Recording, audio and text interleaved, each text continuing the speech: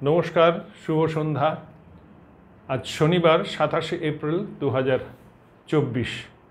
বাকচক্রের নতুন পথ চলা বিবেকানন্দ ঘরে ঘরে আজকে 155তম 155th সাপ্তাহিক ধারাবাহিক বক্তৃতামালা। আপনাদের সকলকে সাদর অভ্যর্থনা ও আমন্ত্রণ জানিয়ে আজকে আমাদের অনুষ্ঠান শুরু করছি। আমাদের অনুষ্ঠানের বক্তা এবং বিষয় অপরিবর্তিত। বিষয় স্বামী বিবেকানন্দ এবং বক্তা শ্রী তরুণ গোস্বামী, যিনি আমার পাশেই বসে আছে এবং যার পরিচয় নিষ্প্রয়োজন। সুতরাং আমার প্রাককথন অযথা না বাড়িয়ে আসুন আমাদের পরিচিত প্রার্থনা সঙ্গীত, যেটা বাকচক্রের পরিচালক মণ্ডলীর সিনিয়র মোস্ট সদস্য শ্রী রমেশচন্দ্র বন্দ্যোপাধ্যায় গেয়েছেন, সেই গানটা শুনে আর পবিত্র সুর অর্থাৎ বাকচক্র প্রাণারাম বাংলার যে এই পরিবেশনার দায়িত্বে, এই অনুষ্ঠান পরিবেশনার দায়িত্বে যিনি আছেন, তাকে ধন্যবাদ জানিয়ে আজকে আমাদের অনুষ্ঠান শুরু করছি। নমস্কার।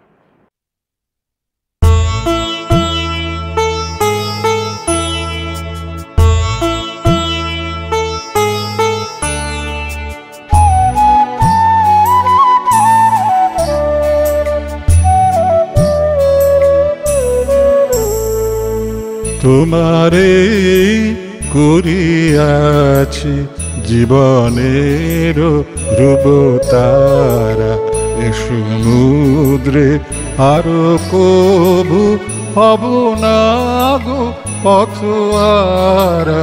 তোমারে করিয়াছি জীবনের রূপতারা।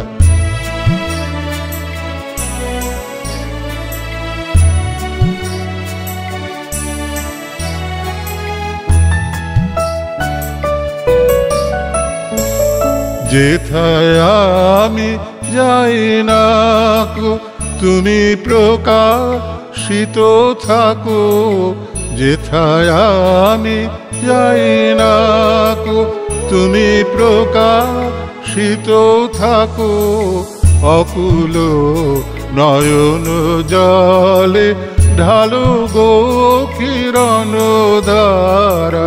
তোমারে করিয়াছি জীবনের রূপতারা।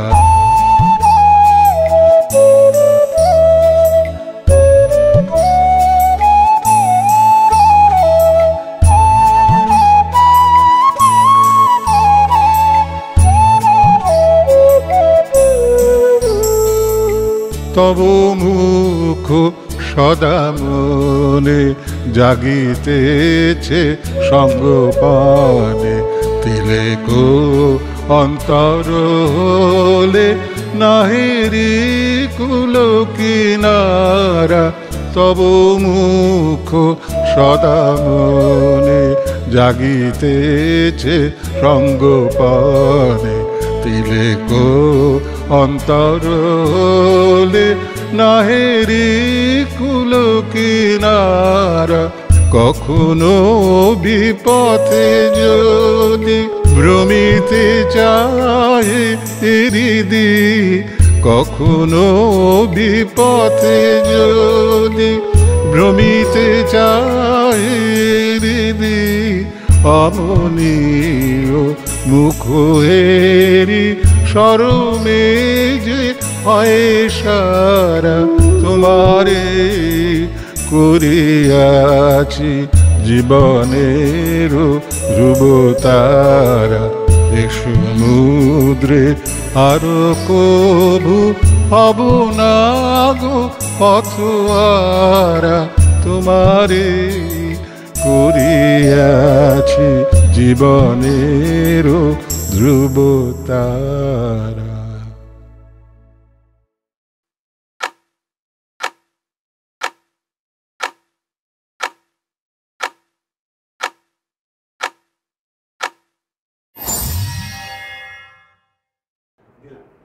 নমস্কার। আজকে আমরা যে চিঠিটি পড়ব সেটি 1894 সালের লেখা স্বামীজির আমেরিকা থেকে স্বামী অভেদানন্দজিকে। স্বামী অভেদানন্দজিকে খুব কম চিঠি লিখেছেন বিদেশ থেকে, এবং স্বামী অভেদানন্দজি স্বামীজির ডাকে 1896 সালে চলে যান ইংল্যান্ডে, সেখান থেকে আমেরিকায় যান এবং ভারতবর্ষে ফেরেন 25 বছর পরে তিনি রামকৃষ্ণ মিশনের প্রথম দিকের সন্ন্যাসী, যিনি সবচেয়ে বেশি দিন বিদেশে কাটিয়েছিলেন এবং স্বামীজির সঙ্গে তার খুবই সখ্যতা ছিল। তো আজকে এই চিঠিটা লিখছেন স্বামীজি, সেটা খুব গুরুত্বপূর্ণ চিঠি। আমি কিছুক্ষণ আগেই সুজিতদাকে বলছিলাম যে মনে হয় বিবেকানন্দ খুঁটিয়ে পড়া উচিত না, কারণ বিবেকানন্দ খুঁটিয়ে পড়লে যখন আপনি বর্তমানের সঙ্গে মেলাবেন তখন জমিন আসমানের ফারাক বলে মাঝে মাঝে মনে হয়। যেমন স্বামীজি আজকে যে চিঠিটা পড়ব একদম প্রাণ খুলে লিখেছেন, তো গুরু ভাইদের লিখছেন, এবং মনে রাখতে হবে তখন কিন্তু রামকৃষ্ণ মিশন প্রতিষ্ঠা হয়নি। অতএব 1894 সালে মানে শিকাগোয়ে স্বামীজি তার কিছুদিন আগেই বিখ্যাত হয়েছেন। স্বামীজি তখনই কিন্তু অর্গানাইজেশনের কথা ভাবতে শুরু করে দিয়েছেন, এবং অর্গানাইজেশন যে প্রয়োজন, অর্গানাইজেশন ছাড়া যে এগোবে না, সেইটা স্বামীজি বুঝতে পেরেছিলেন। সাথে সাথে স্বামীজি খুব সতর্ক ছিলেন যেন শ্রীরামকৃষ্ণের এই অবতারত্ব নিয়ে বেশি প্রচার না হয়। কারণ ভারতবর্ষের মুশকিল হচ্ছে যে মানুষকে আমরা খুব তাড়াতাড়ি ভগবান বানিয়ে দিই, এবং যেহেতু ভগবান বানাই তার কথাগুলো আমরা অনুসরণ করি না। আর যিনি ভগবান তৈরি হয়ে যান তার শয়তান হতে বেশিক্ষণ সময় লাগে না। এই জন্যে স্বামীজি খুব সন্তর্পণে শ্রীরামকৃষ্ণের কথা বলতেন, এবং এই চিঠিতেও যেন গুরু ভাইরা সেদিকে না, সেই পথে না হাঁটেন, সেদিকে তার সজাগ দৃষ্টি ছিল। স্বামীজি লিখছেন অভেদানন্দজিকে, ঠাকুরের কাজের জন্য একটু হাঙ্গামার দরকার ছিল, তা হয়ে গেছে বেশ কথা। এক্ষণে ইতরগুলো কি বকে না বকে তাতে কোনো রকম তোমরা কর্ণপাত করিবে না। আমি টাকা রোজগার করি বা যা করি, হেজি পেজি লোকের কথায় কি কাজ তার কাজ আটকাবে? ভায়া তুমি এখন ছেলে মানুষ, আমার চুলে পাক ধরেছে। হেজি পেজি লোকেদের কথায় আর মতামতের ওপর আমার শ্রদ্ধা আঁচে বুঝে লও। তোমরা যতদিন কোমর বেঁধে এককাট্টা হয়ে আমার পিছে দাঁড়াবে ততদিন পৃথিবী একত্র হলেও কোনো ভয় নেই। ফলে এই পর্যন্ত বুঝিলাম যে আমাকে অতি উচ্চ আসন গ্রহণ করিতে হইবে, তোমাদের ছাড়া আর কাহাকেও পত্র লিখিব না ইতি। এই যে স্বামীজি বলছেন যে শ্রীরামকৃষ্ণকে নিয়ে একটা খুব বড় রকমের হাঙ্গামার দরকার ছিল। হাঙ্গামানের প্রচার, পুরনো স্বামীজি তো উত্তর কলকাতার ভাষা বলতেন। উত্তর কলকাতায় সেই যুগে হাঙ্গামানে কিন্তু রায়েট নয়। আমরা যে মুহূর্তে ভাবি হাঙ্গামা, সঙ্গে সঙ্গে যে বাবা স্বামীজি রায়েটের কথা বলেছেন, এবং কিছুদিন হয়তো কোনো পণ্ডিত হোয়াটসঅ্যাপে লিখবেন বা ফেসবুকে লিখে ফেলবেন যে স্বামীজি রায়েট চাইতেন, হাঙ্গামার কথা বলেছেন। হাঙ্গামা মানে একেবারে একটা শোরগোল তোলা। দেখুন শ্রীরামকৃষ্ণের শোরগোল কেন প্রয়োজন ছিল এটা মনে রাখতে হবে। প্রয়োজন ছিল, ঠাকুর তো সম্পূর্ণ মৌলিক কথা বলেছেন, এই মৌলিক কথা মানুষকে প্রচার করা খুব দরকার ছিল। শ্রীরামকৃষ্ণ সম্বন্ধে তখন অনেকেই বলতে শুরু করেছেন তিনি মৃগীরুগী, যারা তার সমাধি হওয়াটাকে বুঝতে পারতেন না।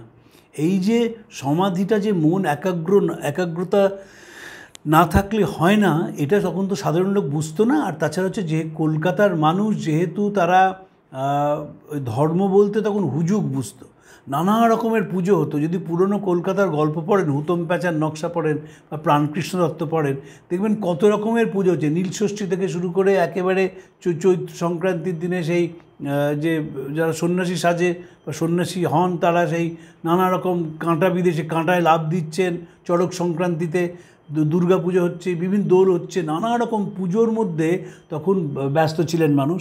আর কলকাতা তো ব্যবসায়ীদের ছিল, ব্যবসায়ীরা ধুমধাম করে প্রচুর টাকা খরচ করতেন এই তথাকথিত ধর্ম পালনে। শ্রীরামকৃষ্ণ শিখিয়েছেন এটা ধর্ম নয়, ধর্ম যে সনাতন ভারতবর্ষের নীতি সেটি শ্রীরামকৃষ্ণ বলেছিলেন। তাই তার কথা বলার জন্যে প্রথমে একটু শোরগোলের প্রয়োজন ছিল। স্বামী সেটাকে হাঙ্গামা ব্যবহার করেছেন। আবারও বলছি, পুরনো ভাষায় হাঙ্গামা মানে শোরগোল, হাঙ্গামা মানে কিন্তু গণ্ডগোল পাকানো নয়। তারপরে স্বামীজি বলছেন, আমি টাকা রোজগার করি বা যা করি, হেজি পেজি লোকের কথায় কি তাঁর কাজ আটকাবে? এই হচ্ছে বাঙালি, বুঝলেন? স্বামীজি যে বাঙালিদের সম্বন্ধে অত্যন্ত অশ্রদ্ধা ছিল তার কারণ হচ্ছে যে আমরা কোনো ভালো জিনিস নিতে পারি না, এবং ভালো জিনিস নিই না বলে আমরা নতুনত্বকে গ্রহণ করতে পারি না, এখনও পারি না। এই কিছুদিন আগে আমাকে এক ভদ্রমহিলা ফোন করেছেন যে আচ্ছা, এই যে মহিলারা আজকাল পুজো করছেন, বিয়ে দিচ্ছেন বা পুজো করছেন, সবই ঠিক আছে, কিন্তু হোম করায় তো মেয়েদের অধিকার নেই। যিনি বলছেন আমি কনফিডেন্ট যে শাস্ত্রের কিচ্ছু পড়েননি। তিনি নিজে একজন মহিলা, সেই মহিলা হয়ে তিনি বলছেন যে আচ্ছা এখানে তো কোনো অধিকার নেই, তাহলে এরা কেন বলছে, তাহলে এরা কেন করছে? এই কারণে দেখবেন স্বামীজি স্বামী রামকৃষ্ণানন্দজিকে বলছিলেন যে বাঙালি সম্বন্ধে চিঠিতে বলছেন, স্বামী শিবানন্দজিকে বলছেন, we are the most worthless and superstitious, the most cowardly and lustful of all Hindus. কারণই হচ্ছে ওই নতুন জিনিসটা তারা নিতে পারছেন না বলে। আর স্বামীজির একটা কথা ছিল যে আমাদের গুরু ছিলেন মৌলিক, হয় আমরা মৌলিক হব নয় কিছু হব না। আবার guru was original, we should be either original or nothing. কেমন অরিজিনাল ছিলেন? আমি সকলেই বলবে, দেখবেন যে সকলেই অত্যন্ত সত্যি কথা যে অব্রাহ্মণদের তিনি শিষ্য হিসেবে গ্রহণ করেছিলেন। গৃহী বলুন, সন্ন্যাসী বলুন, তার অধিকাংশ শিষ্যই অব্রাহ্মণ। এটা একটা নতুন দিক। আরও নতুন দিক হচ্ছে যে দেবতাকে আত্মীয় বানানো যায়। তিনি তো কোনো প্রথাগতভাবে পুজো করতেন না। যখন মা কালীকে তিনি পুজো করছেন যেন আত্মীয়র সঙ্গে তার কথাবার্তা হচ্ছে। এই যে সত্যেন্দ্রনাথ দত্ত লিখছেন শ্রীরামকৃষ্ণ সম্বন্ধে, তার আমরা কবিতায় যে দেবতাকে মোরা আত্মীয় মানে আকাশে প্রদীপ জ্বালি, আমাদের এই কুটিরে দেখেছি মানুষের ঠাকুরালি। তার কারণ হচ্ছে তিনি আত্মীয়তা তৈরি করেছিলেন এবং এমন ব্যাপকভাবে তার এই আত্মীয়তা তিনি তৈরি করতে সমর্থ হয়েছিলেন যে মা কালী এখন ঘরে ঘরে পুজো পাচ্ছেন। শ্রীরামকৃষ্ণের সময় যখন তিনি পৃথিবীতে লীলা সাঙ্গ করেন তখন কিন্তু মা কালীর পুজো এই গৃহস্থ বাড়িতে হতো না, ওই মন্দিরে হতো এবং সেখানে খুব সাংঘাতিক জাগ্রত, মা কালীকে সবাই ভয় পেত। সেই মা কালীকে তিনি এমন আত্মীয়তার বন্ধনে বেঁধে ফেললেন যে যেন মনে হলো তিনি ঘরেরই একজন মেয়ে এবং সেই মা কালীর পুজো ঘরে ঘরে হতে লাগলো। এখন তো কত বাড়িতে যে কালী পুজোর রাত্রিরে পুজো হয় তার শেষ নেই। তাই জন্য বলছেন যে হেজি পেজি লোকেদের কথায় আর মতামতের ওপর আমার শ্রদ্ধা আঁচে বুঝে লও। এই যে হেজি পেজি লোক মানে যারা তুমুল সমালোচনা করছে স্বামীজি ফিরে আসা মাত্রই জিজ্ঞেস করছেন, স্বামীজি আপনি ওদেশে কী খেতেন? আরে তিনি ভারতবর্ষকে তুলে ধরেছেন সেইটা বলো, ভারতবর্ষের কথা প্রচার করেছেন সেইটা বলো। এখন সেই লোক বলছে কী খেতেন আপনি স্বামীজি, এরা জিজ্ঞেস করেছেন স্বামীজিকে। শ্রীরামকৃষ্ণ আমরা দেখব অশ্বিনী কুমার দত্তকে তিনি বলছেন যে তুমি গিরিশ ঘোষের নাম শুনেছ? পরিচয় আছে গিরিশের সঙ্গে? আজ্ঞে না, পরিচয় নেই, শুনেছি তিনি ঘটি ঘটি মদ খান। সঙ্গে সঙ্গে তিরস্কার করেছেন শ্রীরামকৃষ্ণ, তুমি না মাস্টার, অর্থাৎ তুমি তো মাস্টারমশাই, মানুষের ইতিবোধটা দেখবে। যিনি বঙ্গ রঙ্গমঞ্চের জনক, যার পাঁচশিকে পাঁচানা বিশ্বাস, যিনি একাধিক নাটক লিখেছেন যেগুলো তখনকার দিনে অত্যন্ত জনপ্রিয়, তাকে তুমি বলছো শুধু ঘটি ঘটি মদ খাও। এই যে বাঙালি, তাই স্বামীজি বলছেন যে we are the worthless and superstitious, ওর বাইরে কিছুতেই বেরোতে পারে না। এবং স্বামীজি আরেকটি অপূর্ব চিঠি লিখেছেন, সেই চিঠি আমরা পাঠ করেছি আগে, হরিদাস বিহারী দাসকে 1894 সালে।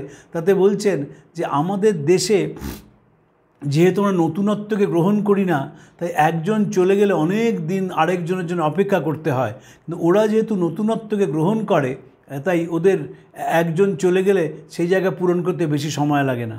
আমাকে একজন খুব সুন্দর, আমার বছর দুয়েক আগে একজন আমেরিকান সোশিওলজিস্ট বলেছিলেন যে আমেরিকার সঙ্গে আমাদের তফাৎ কী। বলেছিলেন, দেখো তোমরা যখন কোনো জিনিস বানাও সেটা আর্টিস্টিক হয়। ধরো তোমরা একটা কোনো জিনিস বানাচ্ছ, আর্টিস্টিক হয়। আমরা আর্টিস্টিক জিনিস বানাই না, আমরা ইউটিলিটির জিনিস বানাই।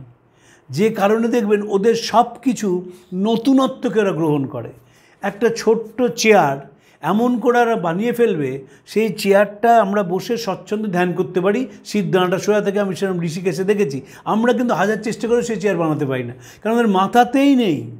আমরা ইউটিলিটি বিশ্বাস করি না, আমরা লাক্সারিতে বিশ্বাস করি।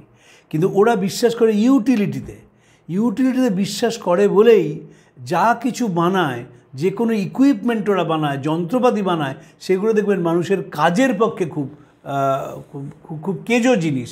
তো এই কেজো জিনিস সেই বানাতে পারে যে নতুনত্বকে গ্রহণ করতে পারে। স্বামী তো ঠাকুরের কাজটা চেয়েছিলেন, অর্নামেন্টাল ঠাকুর নয়। ওই তিনি শুধু ঠাকুর ঘরের মধ্যে আটকে থাকবেন, তাকে চালকলা দেওয়া হবে, সেরকম ঠাকুর চাননি। তো তাই স্বামীজি বলছেন, তোমরা যদি আমার পিছনে যে সবাই এক কাট্টা হয়ে দাঁড়াও, তাহলে জগৎ কী বললো তাতে কিছু এসে যায় না। আর ঝুড়ি ঝুড়ি খবরের কাগজ যদি পাঠাইও না।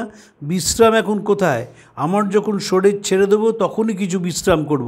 ভায়া এই তেজি একবার মহোৎসব করো দেখি, রই রই হয়ে যাক, ওরা বাহাদুর, সাবাস, নিধে পেলার দল প্রেমে তরঙ্গে ভেসে যাবে।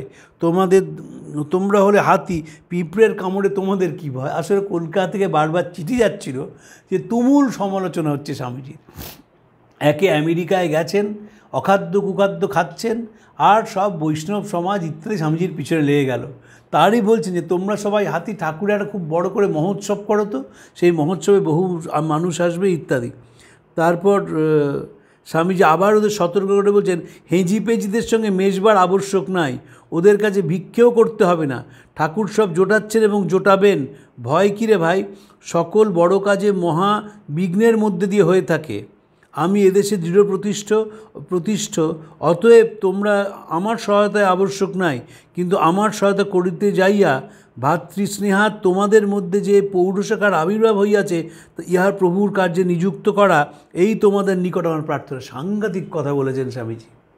স্বামীজি যদি স্বামী যদি আমেরিকায় বিখ্যাত না হতেন, তার গুরু ভাইদের মধ্যে এই অসীম শক্তি রয়েছে সেটা অনাবিষ্কৃতই থেকে যেত, এবং স্বামীজিকে সহায়তা করতে হয় বলে সবাই কোমর বেঁধে লাগলেন। ধরুন 1895 সালে শারদানন্দজি চলে গেলেন ইংল্যান্ডে। তিনি তো প্রথম স্বামীজির গুরু ভাই যিনি গেছেন, এবং সেইখানে গিয়ে তিনি যখন বক্তৃতা করতেন তার হাত দুটো সামনে ছিটকে যেত। স্বামীজি তার আগে রিহার্সাল দেওয়ার সময় হাতে লাঠি নিয়ে বসে আছেন, হাত ছিটকালেই হাতে মারবেন। পরে তিনি মহেন্দ্রনাথকে বলছেন যে এসব পারিও না, কিন্তু নরেনের কথায় বলতে হয়, এই বলে তিনি বক্তৃতা দিয়ে এসে সে ওভারকোট খুলে ঘরে বসেছেন। কিন্তু স্বামীজির কথায় কাজটা করতে হবে। এই যে অসীম কাজ এরা করেছিলেন, শুধু স্বামীজির কথায়, অভেদানন্দজি 25 বছর বিদেশে কাটিয়ে গেলেন, এবং তখন তো যে ঘরে থাকতেন সে ঘরের অবস্থাও ভালো নয়, ঠান্ডা, এবং তিনি যে প্রথম দিন তার ইংল্যান্ডের অভিজ্ঞতা, সেদিন তার মাল পড়ে রয়েছে জাহাজ ঘাটে, স্বামীজিকে তিনি খুঁজে পাননি, শীতবস্ত্র অত্যন্ত কম, যেখানে গিয়ে পৌঁছেছিলেন সেই ভদ্রমহিলা গিয়ে ওর জন্যে শীতবস্ত্র কিনে আনেন, কিন্তু লড়াই করে গেছেন। অভেদানন্দজি তো মাঝপথে বলেই ফিরতে পারতেন আমি কলকাতায় ফিরে যাচ্ছি, স্বামীজিকে বলতেই পারতেন আমি পারছি না এদেশে। কীভাবে লড়াই করেছেন স্বামী ত্রিগুণাতীতানন্দজি, তিনি তো মারাই গেলেন স্যান ফ্রান্সিসকোয় একজনের বোমা ছোড়াতে। স্বামীজি যে শিষ্যরা গেলেন বিদেশে, স্বামী প্রকাশানন্দজি, এরা কেউ ফিরে এলেন না, কি অসীম কষ্ট করছেন। ফলে এদের ভেতরেও যে অনন্ত শক্তি আছে এবং এদের ভেতরেও যে অর্গানাইজেশন পাওয়ার রয়েছে, এটি স্বামীজি বিখ্যাত না হলে হতো না। তাই স্বামীজি বলছেন, আমার সহায়তা করিতে যাইয়া ভাতৃস্নেহাৎ তোমাদের মধ্যে যে পৌরুষের আবির্ভাব ঘটিয়েছে তাহা প্রভুর কার্যে নিযুক্ত করো, এই তোমাদের নিকট আমার প্রার্থনা। এবং দেখবেন আমরা আগের চিঠিতে পড়েছি, স্বামীজি যখন আমেরিকা থেকে চিঠি লিখছেন স্বামী অখণ্ডানন্দজিকে, তাকে বলছেন ক্ষেত্রীতে ঘরে ঘরে গিয়ে প্রচার করো, পড়েছ পিতৃদেব ভব মাতৃদেব ভব, সাথে বলছেন যদি মাংস না খেলে এরা খুশি হয়, মাংস না খাওয়াটাই তোমার কাজ, মাংস না খেলে কিছু এসে যাবে না, কিন্তু প্রচার করতে হবে মানুষকে, মানুষের ভেতরের অন্তরাত্মাকে জাগিয়ে তুলতে হবে। আমি মাঝে মাঝে মনে করি যে সাহেবরা কতখানি কিভাবে রামকৃষ্ণ বিবেকানন্দ আন্দোলনের উপর নজর রাখত। যখন তারা 1910 সালে বলছে না, স্কটল্যান্ড ইয়ার্ড যখন বলছে যে এই যে শ্রীরামকৃষ্ণের মাকে পুজো করা, এটি কোনো ব্যক্তিগত ভগবান বা দেবী নয়, আসলে এই দেবতা হচ্ছে ভারতবর্ষ, সঠিক জায়গায় ধরেছিলেন। কিন্তু যখন স্কটল্যান্ড ইয়ার্ড বলছে যে শ্রীরামকৃষ্ণ's deity is not mother Kali, it is motherland, এই যে ভারতবর্ষকে জাগাতে হবে, এটাই তো স্বামীজির একমাত্র কাজ। নাম প্রচার করা নয়, একটা মন্দির তৈরি করা নয়, ভারতবর্ষকে জাগিয়ে তুলতে হবে। এবং সেইখানে আবার বলছেন, বেশ কথা বলি, আমাদের দেশের মতো ধর্ম এখানে চলে না, তবে এদের মতো করে দিতে হবে। এদের হিন্দু হতে বললে এরা সকলে পালিয়ে যাবে ও ঘৃণা করবে, যেমন আমরা খ্রিস্ট মিশনারিদের ঘৃণা করি। তবে হিন্দু শাস্ত্রের কতক ভাব এরা ভালোবাসে এই পর্যন্ত, অধিক কিছুই নয় জানবে। পুরুষের অধিকাংশ ধর্ম নিয়ে মাথা বকায় না, মেয়েদের মধ্যে কিছু কিছু এইমাত্র বাড়াবাড়ি কিছুই নাই। 2-4 হাজার লোকে অদ্বৈত মতের ওপর শ্রদ্ধাবান, তবে পুঁথি জাতি মেয়ে মানুষ নষ্টের করে ইত্যাদি বললে দূরে পালিয়ে যাবে। ধীরে ধীরে সব হবে, পেশেন্স, পিউরিটি, পারসিভিয়ারেন্স হলে সব চলে আসবে। এই যে স্বামী সর্বপ্রিয়ানন্দজির এত জনপ্রিয়তা পাশ্চাত্যে, সেটা কিন্তু অভেদানন্দজি, শারদানন্দজি, স্বামীজি সকলে ত্যাগের ফল। কিন্তু যখন স্বামীজি প্রচার করছেন, বলছেন যে হিন্দু ধর্মের কথা বললে এরা পালিয়ে যাবে ও ঘৃণা করবে, আমরা যেমন খ্রিস্ট মিশনারিদের ঘৃণা করি। যখন খ্রিস্টান মিশনারিরা আমাদের এখানে প্রচার করছেন, রেভারেন্ড কৃষ্ণমোহন ব্যানার্জি, রেভারেন্ড কালীমোহন ব্যানার্জি, তাদের বিরুদ্ধে যে কত কবিতা লেখা হয়েছে, কি তুমুল সমালোচনা করা হয়েছে, তার তার ইয়ত্তা নেই। অ্যান্টনি ফিরিঙ্গি, তিনি যখন মার কাছে নিজেকে উৎসর্গ করছেন, তিনি যখন গান গাইছেন, কালীর কথা বলছেন, যখন বলছেন খ্রিস্টে আর খ্রিস্টে কিছু তফাৎ নাই রে ভাই, এই গান যখন তিনি গাইছেন, তখন ভোলাময়রা আমরা দেখব তার আগে সে কবিয়ালের লড়াইয়ে কিভাবে তাকে অপমান করেছেন। এটাই ছিল তখন প্রথা। তাই স্বামীজি বলছেন হিন্দু ধর্মটাকে এদের মতো করে প্রচার করতে হবে। সাংঘাতিক কথা বলছেন। দেখবেন এদের মতো করে প্রচার করা মানে কি? শুধু বেদান্ত, শুধু বেদান্ত। স্বামীজি কিন্তু মীমাংসা দর্শনের কথা বলেননি, স্বামীজি ন্যায় দর্শনের কথা বলেননি, স্বামীজি সাংখ্য দর্শনের কথা বলেন। বেদান্ত কেন? কারণ বেদান্ত মানুষের অন্তর্নিহিত শক্তিতে বিশ্বাস করে, এবং আমেরিকানরাও তো কোনো শান্তি খুঁজছে। আমি আগেও বলেছি, আমি এখন দৃঢ়তার সঙ্গে বলছি, আমরা ওই সময়কার আমেরিকান ইতিহাস পড়ি না। এই যে 1893 সালে স্বামীজি যখন শিকাগোয় বক্তৃতা দিচ্ছেন, তখন আমেরিকায় ডেমোক্র্যাটরা রাজত্ব করছে এবং সেই তাদের মধ্যে ছিন্ন ভিন্ন অবস্থা, প্রত্যেকটা স্টেটের মধ্যে মারামারি হচ্ছে, মানুষ শান্তির জন্যে পাগল হয়ে ছুটে বেড়াচ্ছে। সেইখানে একটি 30 বছরের ছেলে, তিনি দৃঢ়তার সঙ্গে বললেন যে শান্তি যদি আসতে হয় তাহলে আমাদের ভেতরের পরিবর্তন প্রয়োজন।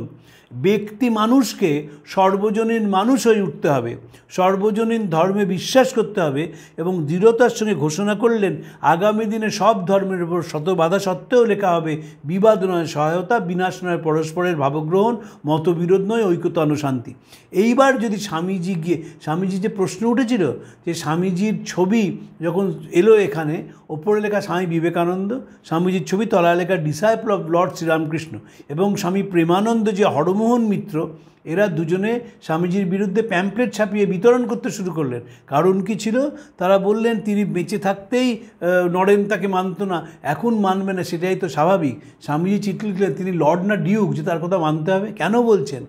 যদি স্বামীজি ওখানে শ্রীরামকৃষ্ণের কথা বলতেন এবং বলতেন তিনি অবতার, তাহলে ওরা বলতো আমাদের যীশুখ্রিস্ট আছে, শুনতোই না কথা। কিন্তু তার যে সর্বজনীন ভাব, সমন্বয়ের ভাব, সেই সমন্বয়ের ভাব সনাতন ভারতবর্ষের দর্শন থেকে এসেছে।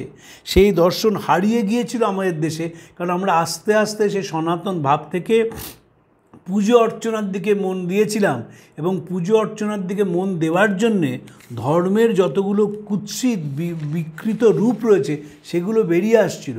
যখন কার্ল মার্কস লিখছেন religion is the Sai of the oppressed creature, the heart of A heartless world, তিনি কি দেখলেন?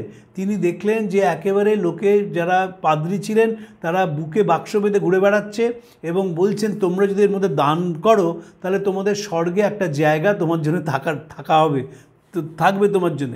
এইভাবে ধর্মের যখন গতি হারায়, ধর্ম যখন সেবার পরিবর্তে অত্যাচারের একটা মাধ্যম হিসেবে ব্যবহার করা হয়, তখন সমাজটায় পচন ধরে যায়।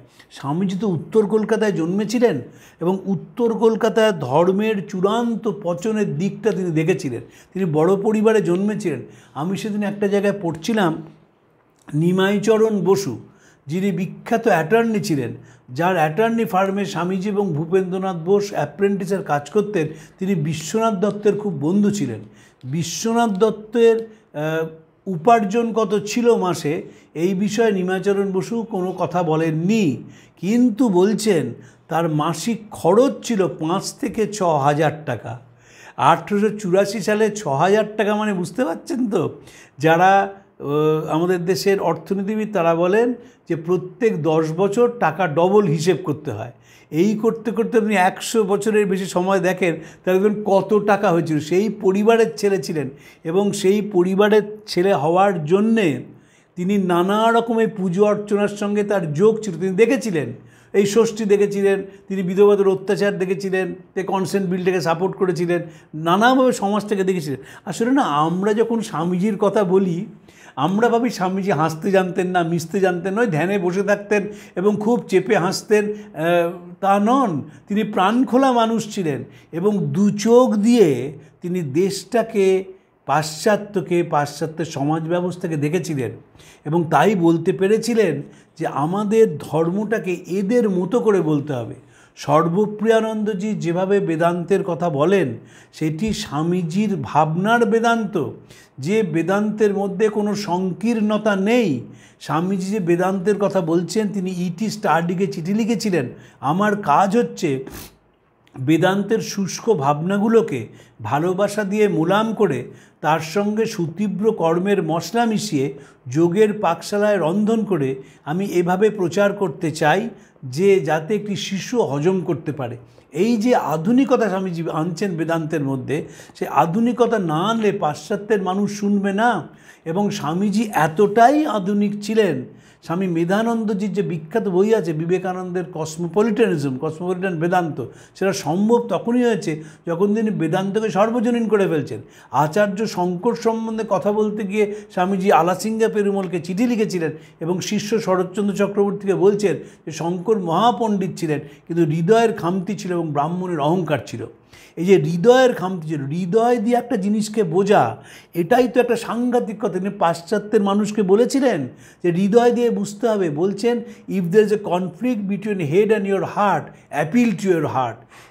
মেকানাইজ হিউম্যান বিং হয়ে কোনো লাভ নেই। কারণ পাশ্চাত্য যখন স্বামীজির সময় আমেরিকা জাগতে শুরু করেছে, মানুষের হাতে পয়সা এসেছে, জীবনে চাকচিক্য এসেছে এবং ফলে আস্তে আস্তে মানুষ মেশিনে পরিণত হচ্ছে। এখন আবার সেইটা ফিরে আসছে। কেন বিবেকানন্দ চর্চা আরও বেশি বেশি করে প্রয়োজন?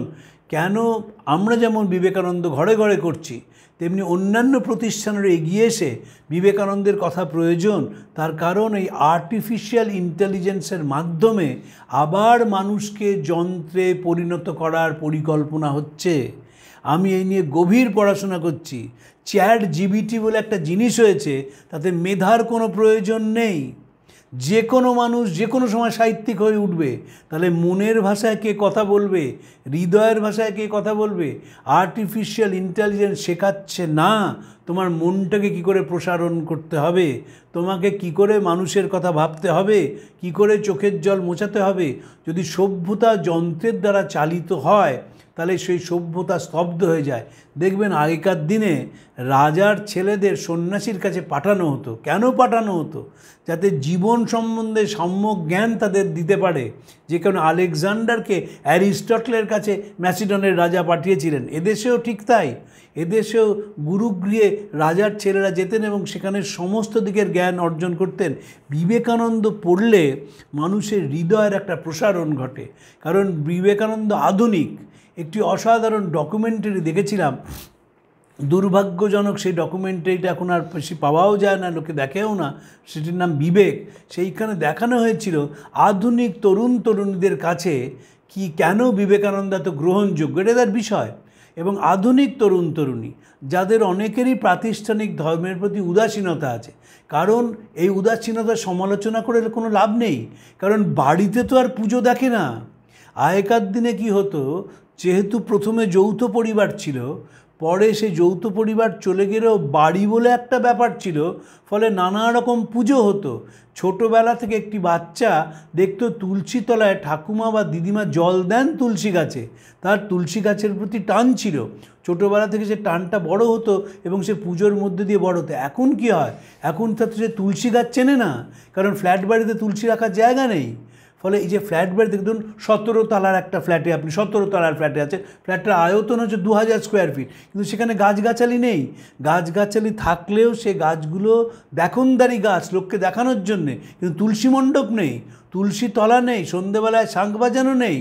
এখন এমন অবস্থা হয়েছে, বহু দুর্গাপুজোর আসরে বা দুর্গাপুজোর প্যান্ডেলে শাঁখ বাজানোর প্রতিযোগিতা হচ্ছে। আগে কী করে শাঁখ বাজানোর প্রতিযোগিতায় যেত নাকি?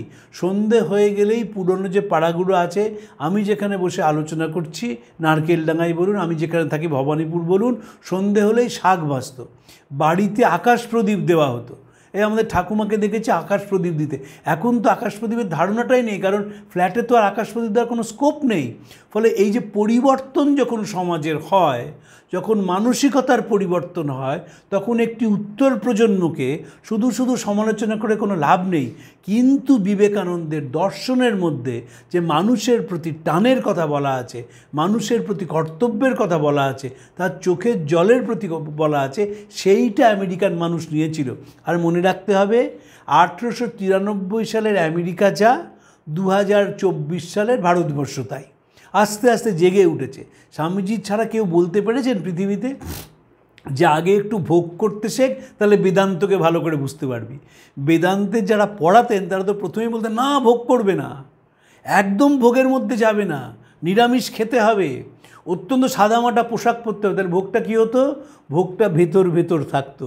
তাই বেদান্তের যে পড়া হতো ওটা বুদ্ধি দিয়ে, হৃদয় দিয়ে নয়। তাই বেদান্তের পণ্ডিত কিছু বোঝাতে গেলে 30 পাতা বড় বড় বিশেষণ দিতেন, কঠিন দার্শনিক তত্ত্বের মধ্যে যেতেন, কিন্তু আমাদের প্রাণের ছোঁয়া থাকতো না। ঠাকুর যখন বিদ্যাসাগর মশাইয়ের বাড়ি গেছেন, বিদ্যাসাগর মশাই বলছেন অদ্বৈত কেমন, বেদান্ত কেমন? স্বামীজি বলছেন ব্রহ্ম কেমন জানো গো? এটাও হয়নি, সবাই মুখে উচ্চারণ করছে, ব্রহ্মকে উচ্চারণ করতে পারে। এই যে প্রাণের সঙ্গে কথাটা তিনি বললেন, সেটি যুগান্তকারী হয়ে রইল। যখন আমি বেদান্ত পড়েছি, আমি টোলে দেখেছি, এমনি সময় দেখেছি যারা বেদান্ত পড়ান না, তারা ভীষণ রিজিড হন। আমি যখন কলেজে পড়তাম তখন একজন মাস্টারমশাই আমাকে প্রতিদিন বলতেন আমি ব্রাহ্মণের ছেলে কেন পইতে পড়ি না। তারপর তিনি আমাকে মাঝে মাঝেই বলতেন তুমি গোস্বামী, তোমার মাছ মাংস খাওয়া উচিত না। ফলে পুরো জিনিসটাই বাহ্যিক আড়ম্বরে চলে যায়। ওই স্বামীজির বাচ্চা হেজিপেজির দল, যারা বাহ্যিক আড়ম্বরটা নিয়ে থাকতো। কিন্তু স্বামীজি তো বাহ্যিক আড়ম্বরে বিশ্বাস করতেন না, ভেতরে চলে যেতেন, ভেতরে বিশ্বাস করতেন, সারবস্তুতে বিশ্বাস করতেন। কারণ শ্রীরামকৃষ্ণ তাকে সারবস্তুরই চিনিয়ে দিয়েছিলেন। এবং যখন শিকাগোয় স্বামীজি বলছেন বা চিঠিগুলো লিখছেন, তখন মনে রাখবেন পুরোটাই কিন্তু শ্রীরামকৃষ্ণের ভাব, শ্রীরামকৃষ্ণের দর্শন তিনি বলছেন। তার মন প্রাণ আপ্লুত হয়ে গিয়েছিল শ্রীরামকৃষ্ণের ভাব দ্বারা। এবং যখন তিনি পাশ্চাত্য সমাজে রয়েছেন, তখন আরও ভালো করে ঠাকুরকে উপলব্ধি করেছিলেন। ঠাকুর সহজ সরল কথার মধ্যে দিয়ে যে আত্মার উদ্বোধনের কথা বারবার বলেছেন, সেটিকেই স্বামীজি পাশ্চাত্যে বলেন।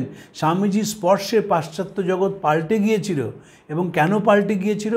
কারণ তারা এত সোজা জিনিস কখনো শোনেনি। তারাও যখন মানুষকে ভালোবাসার কথা শুনেছে, সেখানেও তারা দেখেছে সেক্টেরিয়ান, আমি আমার গোষ্ঠীর বাইরে, আমি আমার ছোট্ট গণ্ডির বাইরে কাউকে ভালোবাসবো না।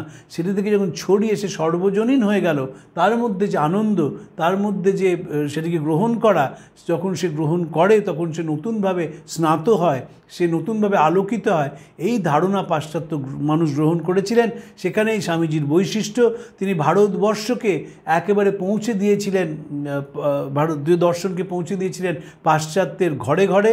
এবং সেখানে যোগের মধ্যে দিয়ে, আসন শেখানোর মধ্যে দিয়ে তিনি ভারতীয়তা জাগিয়ে তুলেছিলেন। যে ডকুমেন্টারিটি আসছে স্বামীজির ওপর, দি আমেরিকাস ফার্স্ট গুরু, সেইখানে দেখবেন যে যারা বলছেন তারা বলছেন যে তিনি প্রথম পাশ্চাত্যে যোগ এবং মেডিটেশনের কথা বলেছিলেন, ধ্যান এবং যোগের কথা বলেছিলেন। 3,500 মানুষকে দীক্ষা দিয়েছেন। নিজেই একবার নিজের প্রচার চাইতেন না, কিন্তু মুখ ফসকে বলে ফেলেছিলেন 3,500 মানুষকে ধ্যান জপ শেখানো তখনকার দিনে কম কথা নয়। এবং কীভাবে তার মনটাকে আরও উচ্চ গ্রামে নিয়ে যেতে হয় স্বামীজি শিখিয়েছিলেন। আমি আবার দুর্ভাগ্যের কথা বলি, আমার বারবার মনে হয় যারা 1920 সালে জন্মেছিলেন, 1925 সালে জন্মেছিলেন, পাশ্চাত্যে গিয়েছিলেন, ঐতিহাসিক ছিলেন, তারা যদি বিবেকানন্দের ওপর কাজ করতেন তাহলে বুঝতে পারতেন পাশ্চাত্যে বিবেকানন্দের কি ইম্প্যাক্ট ছিল। মারি লুই বার্গ না থাকলে আমরা দিনগুলোই জানতে পারতাম না। কিন্তু মারি লুই বার্গ যখন গেছেন, মিশেছেন, তখন তারা অনেকেই চলে গেছেন এবং তাদের সঙ্গে আর কথা বলা যায়নি। যদি মেরি হেলের সঙ্গে কথা বলা যেত, যদি ইজাবেল ম্যাকেনলির সঙ্গে কথা বলা যেত, যদি প্রফেসর রাইটের সম্বন্ধে কথা, 1902 সালে তো স্বামীজি চলে গিয়েছিলেন। কিন্তু এত দারিদ্র, এত যন্ত্রণা, তাই জন্য কারুর পক্ষে স্বামীজির কথা আর শোনা সম্ভব হয়নি। যদি শোনা যেত তারা দেখতেন, বলতো যে বিবেকানন্দ জীবন পাল্টে দিয়েছে। এই যে জীবন পাল্টে দেওয়া, স্বামী সরলা দেবী চৌধুরী একটি কথা বলে শেষ করি, সেটা যে কোনো মানুষের পক্ষে প্রযোজ্য। তিনি স্বামীর সম্বন্ধে লিখেছেন যে স্বামীজির মধ্যে ছিল একটা ডিনামাইটের ক্ষমতা, ভেঙে তৈরি করার অপূর্ব শক্তি। তার একটি অগ্নিস্ফুলিঙ্গ আমার মধ্যে এসে পৌঁছেছিল, আমাকে ভেঙে নতুন মানুষ রূপে গড়ে দিয়েছিল। এই অগ্নিস্ফুলিঙ্গ তিনি বহন করে বেরিয়েছিলেন, এবং যে অগ্নিস্ফুলিঙ্গটি শ্রীরামকৃষ্ণের, যে অগ্নিস্ফুলিঙ্গটি সনাতন ভারতবর্ষের, যে অগ্নিস্ফুলিঙ্গটি তার প্রিয় হিন্দু ধর্মের, সেটি তিনি প্রচার করেছিলেন। এবং সে প্রচারের মধ্যে দিয়ে জাগরণ চেয়েছিলেন। এবং যার যা ঠাকুরের সেই বিখ্যাত কথা আছে, বাড়িতে যখন মাছ আসে, মা সেই মাছ যার পেটে যেমন সইবে সেইভাবে রান্না করেন, কারুর জন্যে ঝাল, কারুর জন্যে ঝোল, কারুর জন্যে অম্বল। ঠিক সেইভাবেই তিনি ধর্মমতের কথা বলেছেন বা দর্শনের কথা বলেছেন, যার যেমন সইবে সেইভাবেই কথা বলেছেন। কিন্তু তার মূল উদ্দেশ্য ছিল অন্তরের জাগরণ ঘটানো। আজকে অবধি থাকলেও পরের দিন আরেকটি চিঠি নিয়ে আলোচনা করব। প্রাণারাম প্রাণারাম প্রাণারাম।